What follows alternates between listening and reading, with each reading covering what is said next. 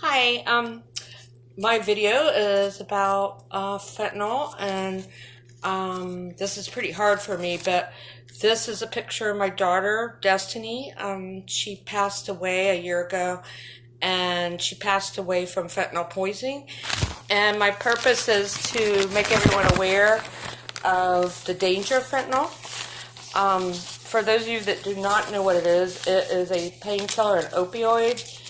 And right now it's currently being made in China synthetically and sent to the U.S. By mail, and many drug dealers are putting it in. It started out being in heroin, and now it's just about in everything. The most recent thing it's been found in is cocaine. There has been more deaths than the public have been told about. It took me 6 months to get her autopsy back. And the medical examiner's office in Volusia County said that there were so many people dying of fentanyl poisoning, but it was kind of undercover. So I was really unaware of it, and I started investigating it. It's issued as a pain medicine, normally by a patch for people that have cancer or back injuries, and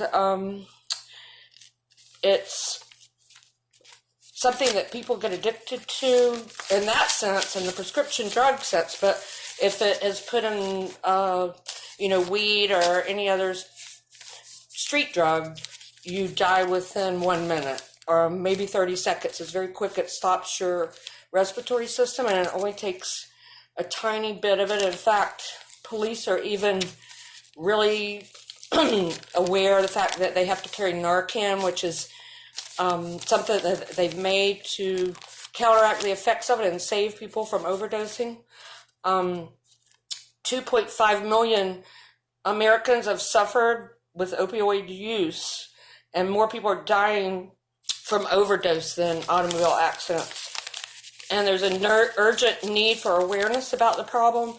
It's never been greater than it is right now, because most people don't get help because their pain is so great when they don't have their prescription that they have a fear of the withdrawal symptoms. I've personally experienced my son on the floor rolling around, screaming in pain when he was out of his pain medication, and it started with a torn rotator cuff, and his doctor prescribed it for pain for that. And there's like an imaginary line that you cross that you don't really, you're unaware.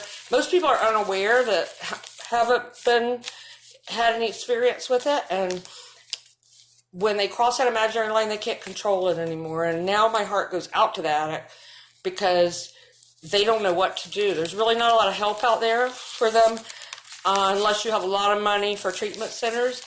My daughter, I did a Marchman Act because she was scaring me when she wouldn't come home for days at a time, and I did a Marchman Act, and this is what they do with the Marchman Act. They put you in jail until you wait until there's an opening at the rehab center, and that could be 6 to 8 months you're sitting in jail. In the meantime, you're getting phone numbers of people in jail, and that's what our system has to offer.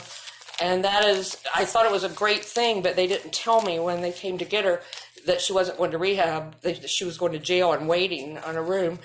And then when I inquired in private rehabs, the cost was too great to be able to afford to send her. When she did get out, she relapsed. She left early, which is something most people do, and because it's a brain disease, you don't give yourself time for your brain to heal, and then the triggers and the cravings, they can't help it. It's their brain hasn't healed enough time to be able to withstand the trigger. So from my research, there's 1 year they need. The brain will heal itself, but it takes 1 year before it does heal itself. And I just want to make you guys aware, and I want you to share to many people as possible that fentanyl's on the street, and it does kill, and most of the overdoses you hear about, the autopsies come back with fentanyl. It makes the drug a little stronger, so most of the dealers want to make the impact really strong so their users will come back. But in my daughter's case, she was an Uber driver, and her last Uber passenger gave her something with fentanyl or either put it in her drink, because no one was there but him. And there is a new law in the state of Florida that you could prosecute anyone that gives you fentanyl and it causes your death, but you have to actually have that on videotape, or somebody personally had to see it. So he's walking the streets of Daytona right now, and he killed my daughter, in my estimation, because she had no idea fentanyl was in whatever she took. And she has, 2 small children, and my appeal is that we get this out on the street and we're proactive in stopping China from sending this over, stopping the drug dealers from poisoning our children. And many people that I've talked to went to their child's room the next morning and they didn't wake up either, because I'm in a grief group. So I just want to help somebody. That's all I want to do. I want to help somebody. And I want to start a group to, educate, because people think people that are addicted can stop on their own and they can't. Thank you very much.